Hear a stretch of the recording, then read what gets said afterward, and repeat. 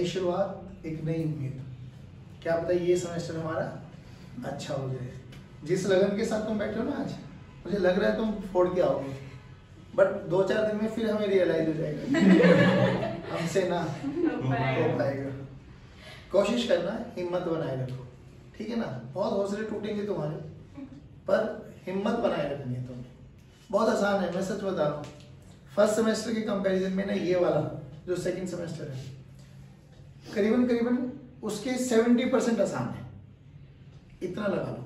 हाँ, बहुत सारी चीजें नई मिलने को देखने को मिलेगी, पर नई चीजों को याद करना एज कंपेरिजन टू पुरानी चीजें बहुत आसान रहता है।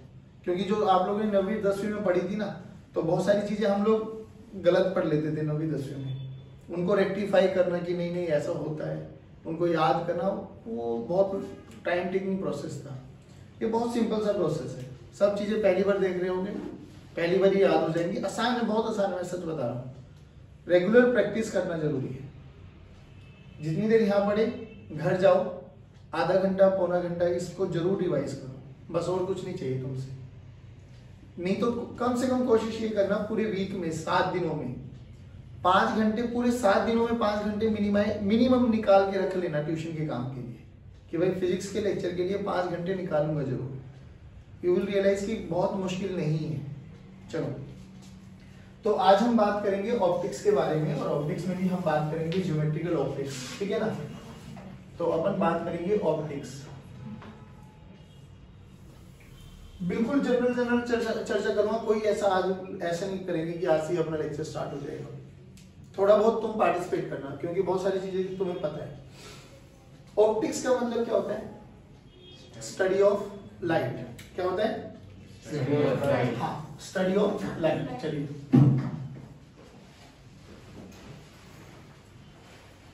अब जो ये लाइट है ना भाई, जो हमें ये दिखाई दे रही है लाइट, ये बेसिकली एक एनर्जी का सोर्स है, ठीक है ना। एनर्जी है बेसिकली, हम बात करें। अब लाइट के बारे में भी हम बात करें तो लाइट है ना, हमारे पास फर्स्ट वॉल्यूम में लास्ट चैप्टर होता है इलेक्ट्रोमैग्नेटिक वेव्स, है ना, जिसको हम ईएम वेव्स के नाम से भी जानते हैं, इलेक्ट्रोमैग्नेटिक वेव्स। देखो, E stands for electric field, M stands for magnetic field. याद करो, हम लोगों ने एनर्जी डेंसिटी भी पढ़ी थी लास्ट में। इलेक्ट्रिक फील्ड डेंसिटी है ना 1/2 epsilon naught into E square. उधर पढ़ी थी 1/2 B square by mu naught. याद आ गई कुछ है ना। तो बेसिकली ये एक एनर्जी है, वेव है। Wave carry what? Energy.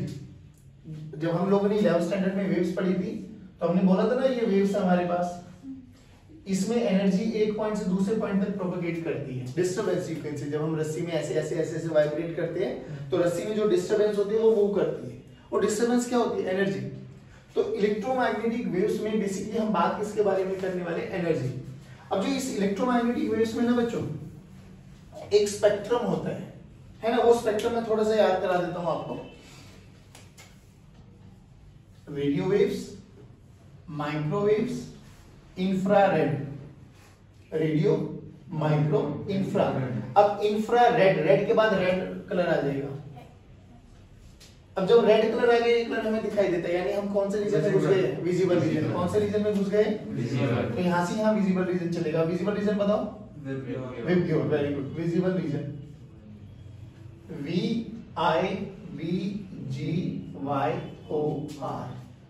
V stands for violet. Violet के जस्ट ऊपर अल्ट्रावायलेट, यूवी रेज जिसको हम बोलते हैं। यूवी के जस्ट ऊपर एक्स रेज, गामा, फिर कॉस्मिक वगैरह। हमारा काम इससे होता है। तो देखो, हम बात करेंगे optics. Optics is nothing but study of light. और लाइट क्या है? लाइट इस इलेक्ट्रोमैग्नेटिक, इसको बोलते हैं इलेक्ट्रोमैग्नेटिक स्पेक्ट्रम। तो इस इलेक्ट्रोमैग्नेटिक स्पेक्ट्रम का वो वाला part which is visible to us, that is light. भाई लाइट का मतलब क्या है? इंफ्रारेड का बल्ब जला के थोड़ी ना बैठ तो देख लाइट दिखाई दे रही है। इंफ्रारेड पता कैसा? याद करो, रिमोट में आप लोगों ने देखा होगा, एक रिमोट के आगे ना एक ऐसा छोटा सा बल्ब लगा रहता है। जैसे बटन दबाते हो ये जलता हुआ नहीं दिखाई देता आपको, बट हाँ, इसके आगे हाथ लगा के देखो तो फंक्शन नहीं होगा आपका रिमोट में, मतलब volume up down channel change नहीं होगी। यहाँ से रेडिएशंस निकलती है, बट वो रेडिएशंस हमें दिखाई नहीं दे रही। तो इंफ्रारेड का बल्ब लगा के बैठ जाओ कमरे में, अंधेरा होगा या रोशनी होगी? बट मम्मी आएगी, मम्मी बोल रही मम्मी इंफ्रारेड निकल रही है यहाँ से, मम्मी पटाख से मारेंगी, क्या बदतमीजी कर रहा है, बल्ब जला ले कुछ, बात समझ मारी ना। रेडिएशन तो हर एक निकलेगी।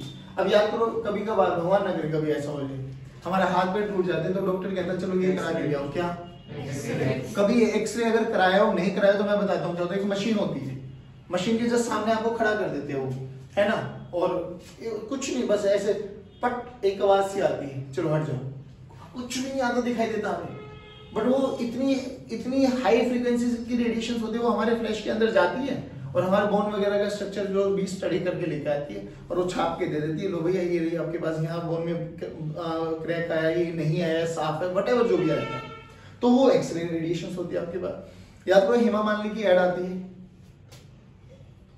कैंट का आरओ, अल्ट्रावायलेट रेडिएशंस, जो ये हार्मफुल जो आपके जर्म्स होते हैं उनको मारने के लिए ये काम में आता है, नहीं आए ये सब चीजें, बस मतलब बेसिकली हम अपने इन स्पेक्ट्रम में ना घिरे हुए अपने घरों में सब काम में, माइक्रोवेव फटाक से एक सेकंड में खाना गर्म करके दे देते हैं, एक 2 सेकंड में जो भी तो उसका टाइमर लगता होगा, फटाक से खाना गर्म करके ले आओ, लो जी ये भी माइक्रोवेव रेडिएशंस नहीं है। टेलीविजन से हम कम्युनिकेशंस वगैरह करते हैं, सारे मैं कहता रहा हूँ दिन से रात तक हमारे आसपास हम घिरे हुए इन सब रीजन में, बट उसका एक स्पेसिफिक रीजन ये वाला which is visible to us, उसको हम बोलते हैं लाइट। इतना समझ में आया? अब एक बात और बताऊं, ये तो समझ में आया लाइट में एनर्जी होती है और लाइट वेव्स ये वेव, तो जब ये वेव ट्रेवल करती है ना, वेव ट्रेवल करती है एक रीजन से दूसरे रीजन में, ये मतलब ये v किसकी स्पीड है, ये पार्टिकल की स्पीड है या वेव की स्पीड है? वेव की स्पीड है बेसिकली, तो v को क्या बोलते हैं? स्पीड ऑफ वेव, या जो वो एनर्जी कितनी स्पीड से ट्रेवल कर रही है, प्रोपेगेट कर रही है, उसकी स्पीड ऑफ वेव। पहली बात तो ये, यहां से यहां तक के इसको क्या बोलते हो आप? Lambda, basically wavelength.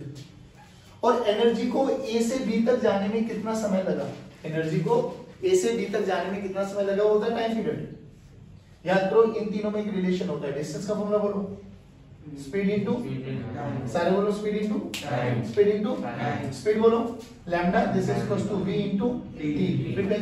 फ्रीक्वेंसी और टाइम में क्या रिलेशन है? Inversely proportional. तो lambda this is equals to v by f, तो v का फॉर्मूला निकालो,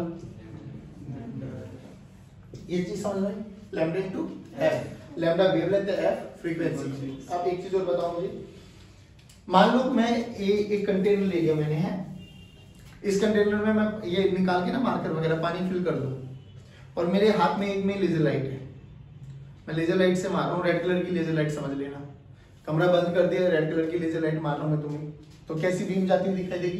यस सर। क्या कैसी दिखाई देगी? रेड दिखाई देगी ना। इसमें पानी भर दिया, अब ये मीडियम इंट्रोड्यूस करा दिया मैंने, अब बोलो कैसा कलर दिखाई देगा? रेड, ब्लू, सोचो आराम से, रेड ही दिखाई देगा, इसमें सोचने वाली क्या बात है, कैसा दिखाई देगा?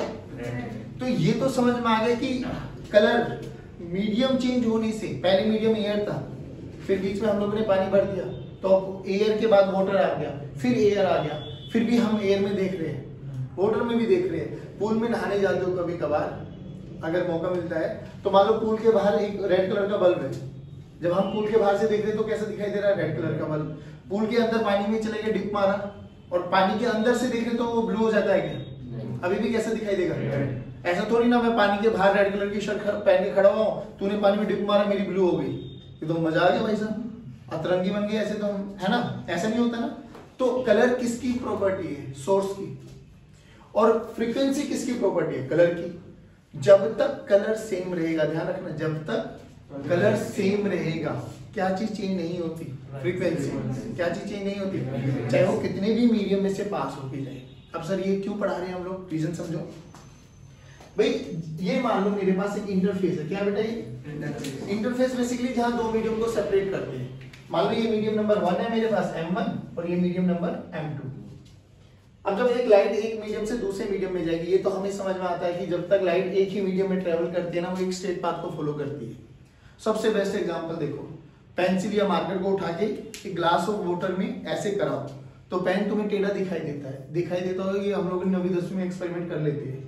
तो पेन है तो सीधा मार्कर, जैसे ही मैं पानी वाले ग्लास में डिप करूंगा वो टेढ़ा हो जाता है। टेढ़ा क्यों हुआ बताओ? क्योंकि मीडियम चेंज हो गया। नहीं आया समझ में?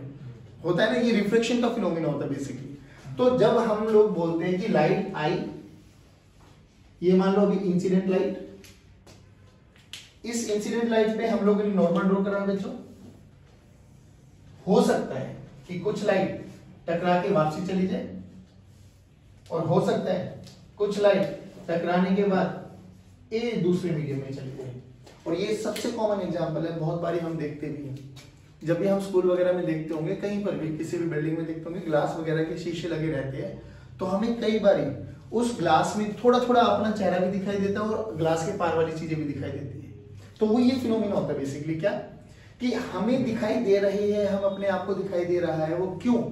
Because of reflection. अच्छा, देखने का प्रोसेस क्या होता है? हम देख क्यों पाते हैं? रिफ्लेक्शन के कारण। लाइट आती है, टकराती है और हमारी आंखों में आती है, तो हमें पता लगता है अच्छा ये तो ये है। नहीं आया समझ में? अरे बोलो भाई। तो रिफ्लेक्शन ये भी फिनोमिना है जिसके कारण हम देख पाते हैं। तो कई बार मान लो ये सरफेस है, ये ग्लास है, लाइट आई, कुछ लाइट टकरा के हमारी आंखों में चली गई, कुछ पार होकर ट्रांसमिट होकर दूसरे मीडियम में चली गई, तो हमें कुछ धुंधला धुंधला अपने आप को भी दिखाई देता और पार वाले को भी दिखाई देता। होता नहीं? सोच के देख, अगर यहां पर लाइट आई और उस लाइट में से 99% या 99.9% टकरा के हमारी आंखों में चली जाए, तो हमें कौन सा फिनोमिना पढ़ना चाहिए? रिफ्लेक्शन। कौन सा फिनोमिना? सारे बोलो। और 99.99% अगर वो दूसरे मीडियम में चली जाए तो कौन सा फिनोमिना कब पढ़ना चाहिए उसकी पता लगी?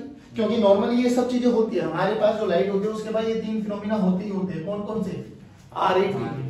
रिफ्लेक्शन भी होगा, एब्जॉर्प्शन भी होता है और ट्रांसमिशन भी होता है। बेसिकली रिफ्रैक्शन भी होता है, दूसरे मीडियम में चला जाना। बट जनरली हमें कौन सा फिनोमिना पढ़ना होता है कि हाँ या तो रिफ्लेक्शन या तो जनरली ये देखेंगे कि लाइट में कौन सा इंपैक्ट ज्यादा हो रहा है। अगर रिफ्लेक्शन ज्यादा हो रहा होगा तो रिफ्लेक्शन फिनोमिना पढ़ना स्टार्ट कर देंगे, रिफ्लेक्शन ज्यादा हो रहा होगा तो रिफ्लेक्शन फिनोमिना पढ़ना स्टार्ट कर देंगे। बात समझ में?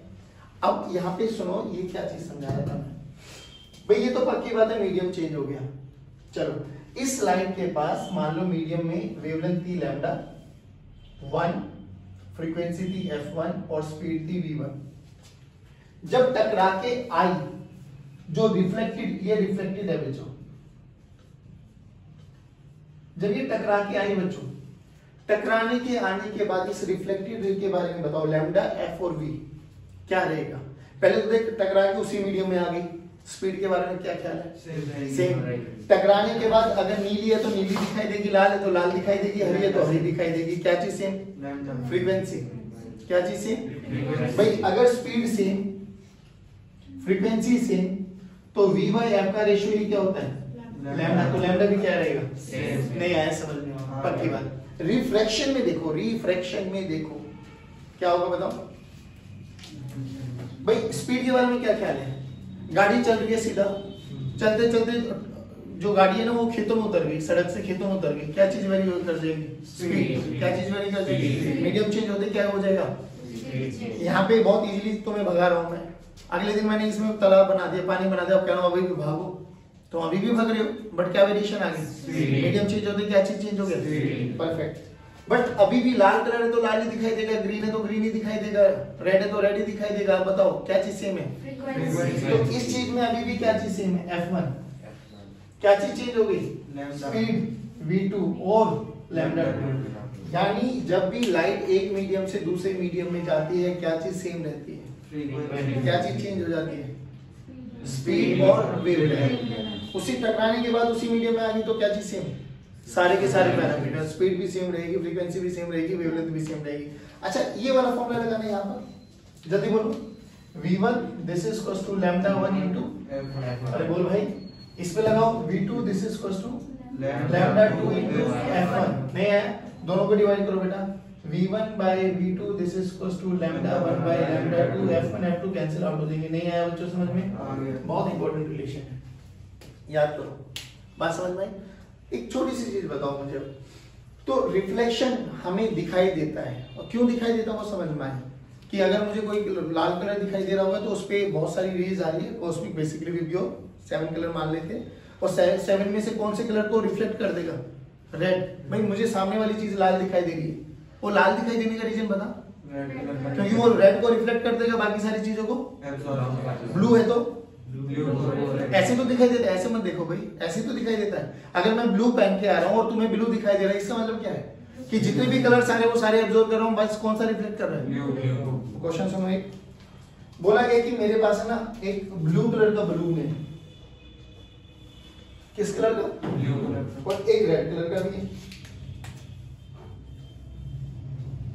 ठीक, मैंने यहाँ पे laser light, generally laser light कैसे कलर की है, रेड कलर की लेजर लाइट है बेटे मेरे पास।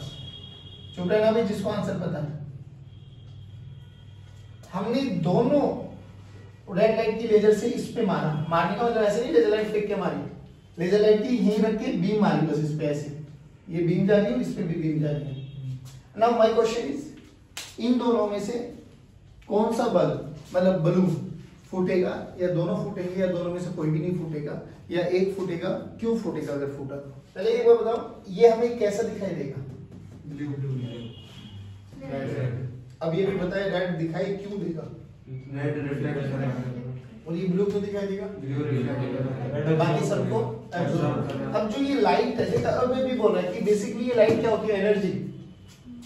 ये क्या करेगा, रेड लाइट को एब्जॉर्ब कर रहा है, यानी एनर्जी को एब्जॉर्ब कर रहा है, और ये क्या कर रहा है, उसी लाइट को फेंक रहा है, नहीं भाई मुझे चाहिए नहीं।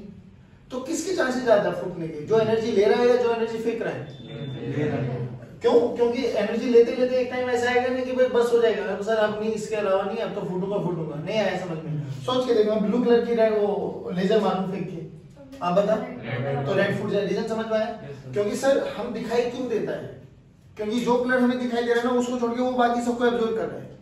अब एब्जॉर्ब करे तो ऑब्वियसली वो एनर्जी ले रहा है, एनर्जी लेते लेते एक समय ऐसा है कि उसका पीक आ जाएगा, भाई अब ये बस है, इसके बाद नहीं चलने वाला, नहीं आया समझ में, बोलो पक्की बात। एक चीज और सुनो, याद करो हम लोगों ने जब magnetic effect of electric current पढ़ा था, तो हम लोगों ने एक चीज और पढ़ी थी, speed of light. Speed of light का फॉर्मूला पता है कुछ,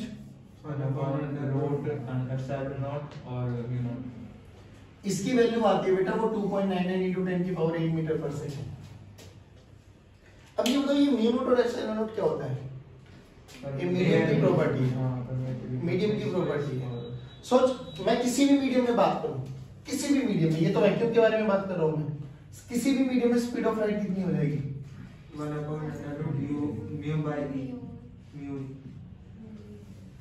Now, is there any relation between mu m, mu r and mu naught? हाँ, बोलो जल्दी क्या पढ़ा था हम लोगों ने, epsilon m this is equals to epsilon naught into epsilon r। ऐसे मत करो, अभी भी पेपर दे के आए हो। mu m की वैल्यू बोलो, mu naught into mu r, नहीं आया, रखो यहाँ पर rm। cm का फॉर्मूला देखो, mu naught into epsilon naught into mu r into epsilon r। सही बोला, ध्यान से देखिए क्या बन गया, c naught, तो this is equals to c naught by under root of mu r into epsilon r। तो मीडियम में जाने के बाद स्पीड कम होती है या बढ़ जाती है, कम होती है। वैक्यूम के रिस्पेक्ट में तो कम ही कम होगी, सबसे ज्यादा वैक्यूम में आते हैं 3 into 10 की पावर 8 मीटर पर सेकंड, बाकी किसी भी मीडियम में चली जा स्पीड कम होगी। जितने फैक्टर से स्पीड कम होती है ना बच्चों, उसको बोला जाता है refractive index of that particular medium. क्या बोला जाता है, पढ़ा होगा ये 9वीं 10वीं में, रिफ्रैक्टिव इंडेक्स, कि एक मीडियम में से दूसरे मीडियम में स्पीड ऑफ लाइट में कितना वेरिएशन, कितना कट ऑफ हो जाता है, या कितने वेरिएशन से कितने फैक्टर से वो घट जाती है, उसको क्या बोलते हैं, रिफ्रैक्टिव इंडेक्स। बोल, रिफ्रैक्टिव इंडेक्स किसकी प्रॉपर्टी है, मीडियम की। किसकी प्रॉपर्टी है, इसको बोला जाता है एन या म्यू, जो भी आपको अच्छा लगे, that is mu r into epsilon r. जल्दी बोलो, ये बहुत बेसिक बेसिक चीजें समझ में आई। देखने का एक रीजन और होता है, एक तो रिफ्लेक्शन है, एक रीजन और है जिसको हम बोलते हैं रेडिएशन। क्या बोलते हैं, क्या बोलते हैं, हर एक बॉडी अपने आप में से एक एनर्जी को एमिट करती है। जब वो जो एमिट करती है एनर्जी, वो अगर विजिबल रीजन में आ गई तो हम देख पाते हैं, एल्स देख नहीं पाते। तो याद करो, अगर मैं एक हॉट आयरन बार को या रोड को गर्म कर लूं तो लाल लाल से रूप में दिखाई देगी, कितने भी दूर अंधेरे में उसको लेके चले जाओ, क्या वो लाल चमकती हुई दिखाई देगी। वो क्यों दिखाई दे रही है, लाइट तो आई नहीं रही वहां पर, रेडिएशंस के कारण वो एनर्जी एमिट कर रही है। और वो एनर्जी अगर हमारे विजिबल रीजन में आ गई तो हमें दिखाई देता है, अर्थ दिखाई नहीं देता। तो ये जो आज का लेक्चर था ना, बड़ा बेसिक सा लेक्चर था। ये नहीं है कि बेसिकली मैं क्या बता रहा हूँ कि मैंने रिफ्लेक्शन बता दिया, रिफ्लेक्शन बता दिया, बट बहुत बेसिक से एनालॉजी था कि हाँ ये सब चीजें हमें पता होनी चाहिए। रिपीट करो, एनर्जी फ्रीक्वेंसी किसकी प्रॉपर्टी है? कलर। जब तक सोर्स चेंज नहीं करेंगे कलर चेंज नहीं होगा, कलर चेंज नहीं होगा तो फ्रीक्वेंसी चेंज नहीं होगी। मीडियम में ट्रैवल करने के बाद क्या चेंज हो जाता है? फ्रीक्वेंसी नहीं होती, वेवलेंथ और स्पीड का वेरिएशन हो जाता है। एक मीडियम में जाने के बाद दूसरे मीडियम में नॉर्मली फिनोमिना रिफ्लेक्शन भी हो जाता है और रिफ्लेक्शन भी हो जाता है। जनरली हम क्या पढ़ते हैं, जो सा फिनोमिना की परसेंटेज ज्यादा होती है, रिफ्लेक्शन ज्यादा है 99.9% रिफ्लेक्शन ज्यादा, तो रिफ्लेक्शन के साथ चले जाएंगे, रिफ्लेक्शन के साथ चले जाएंगे। फिर हम लोगों ने ये रिलेशन देखा V1 V2 by V1 by V2 must be equal to lambda 1 by। फिर हम लोगों ने ये देखा कि अगर अलग अलग ऑब्जेक्ट पे एक लाइट फेंक के मारी जाए तो कौन सी फूटने के चांसेस ज्यादा होते हैं, वो रीजन समझ में आना भी चाहिए आप लोगों को। फिर ये हम लोगों ने बहुत बेसिक सा बाइफरकेशन देखा, ठीक है।